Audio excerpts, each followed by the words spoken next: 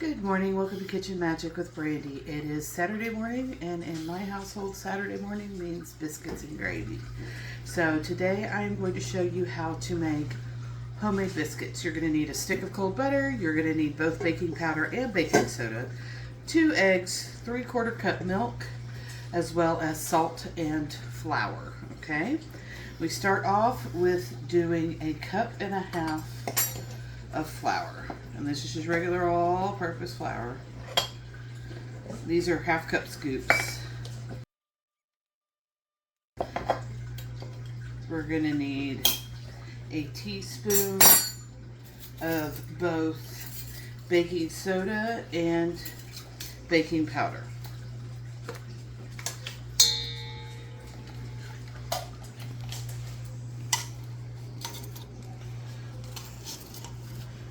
So just take it, screw it there.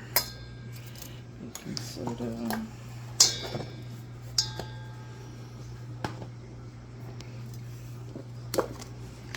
Baking powder.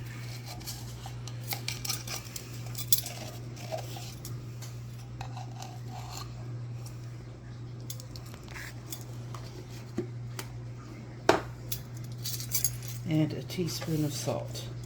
Now, if you do not use salted butter, you're going to want to put a couple teaspoons in there. But I use salted butter, so I'm only going to put, I should have worn black today. I'm going to just put a teaspoon of salt in. Then, your big trick is that you have to cut in your butter. This way, I have found, to cut in your butter, is to just put it in little chunks. Makes it a little bit easier. Before we do that, we want to go ahead and whisk up. Make sure those ingredients are all incorporated well.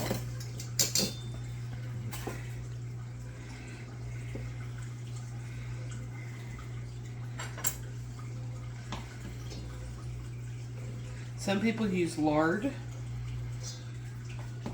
for this.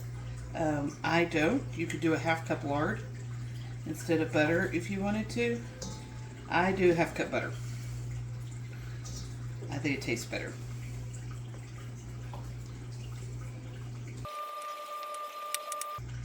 Okay, and now we're going to get dirty. Okay, so we're just going to come in here. We're going to take that butter. We're going to squish it into our flour. We're going to keep playing with this and squishing our butter pieces into our flour. It's kind of like playing with kinetic sand. But we want to make sure that everything gets incorporated really, really well. You want to do this fairly quickly because the heat of your hands is going to cause your butter to start melting. And we want those butter to be in there, and we want it to still be kind of cold, because that's what's going to make those beautiful kind of layers in your biscuits and make them super, super tender when that butter melts and puts a steam pocket in there. So that's what we're doing this for.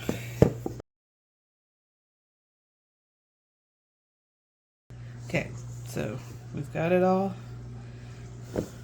mixed up. Now we're just going to make a hole in the center. I know most recipes say in a separate bowl, but you know what? I do the dishes here. I don't want to have a separate bowl. So you could just make a little well in the center and put your liquid ingredients in.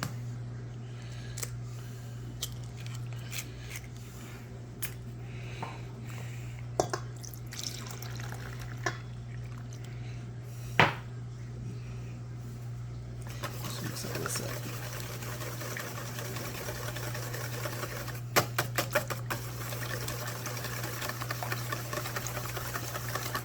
So see, now your liquid ingredients are well mixed.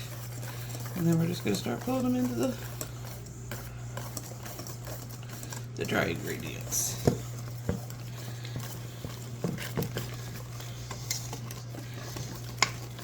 Awesome. Okay, so this is a little bit too loose, so I added another 1/2 cup of flour. There we go.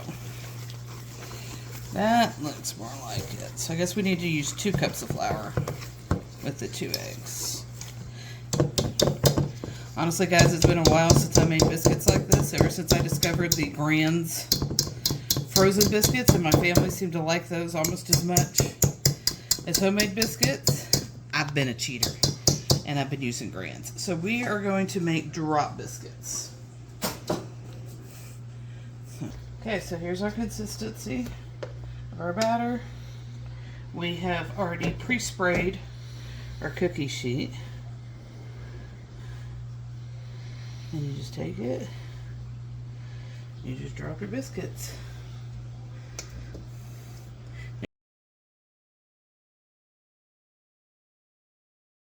Alright, and then we're just going to pop them in the oven on 350 for about 30 minutes. Alright guys, now it is time to make our biscuits and gravy. You want to be kind of on a medium-high heat. We're going to put our sausage into the pan. Now this, as y'all know, as I told y'all before, my child has a severe allergy when it comes to pepper and things spicy. So I use the Jimmy Dean Country Mild because of her. However, if it was not for her, I would do the Jimmy Dean Original or even the Jimmy Dean Hot, because I actually like a little spice in my sausage, but this is the one that we use for sensitive kiddos. So we're going to put this whole thing of Jimmy Dean sausage in there. Now, what I've noticed with this sausage is it is extremely lean, so you may have to add some butter before we do the flour, but I'll show you that in a minute.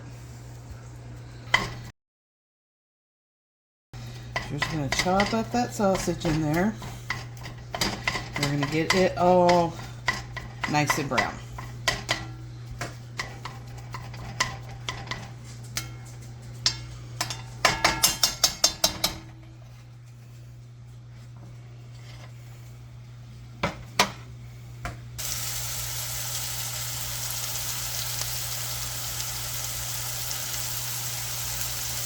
You can see our sausage is pretty dry, so gotta have some oil in there to make gravy.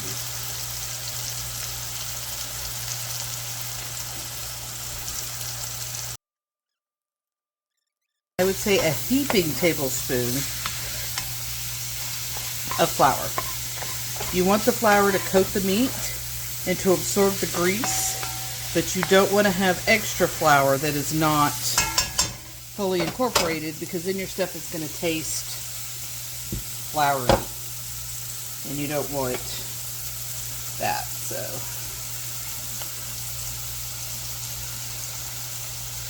it doesn't take a lot to make a gravy. That's where a lot of people go wrong, is they put a ton of flour in their gravy base, and then they get a floury tasting yucky.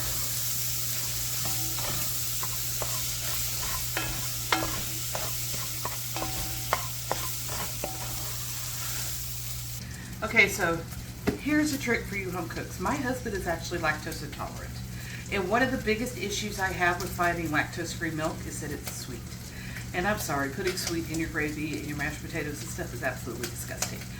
Mootopia, made at H-E-B for you Texas folks, is not sweet and is wonderful to cook with because nobody can tell the difference. So that's probably about 1.5 cups worth of milk to start with.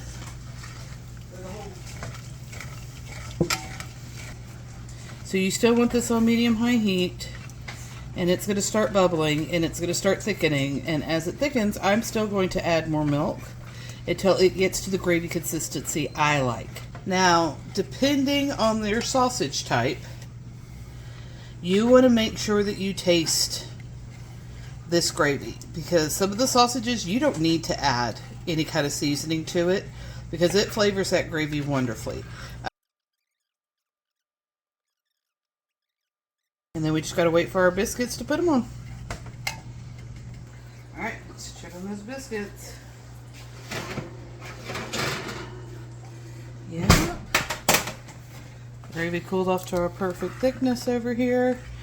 Just to let you know, if you left your gravy over to the side, you come back and it's wallpaper paste. Just turn it back on, add a little bit more milk until you get to the right consistency. No biggie. If they want pepper, they can add pepper, and I call the kids to breakfast. Y'all have a good Saturday.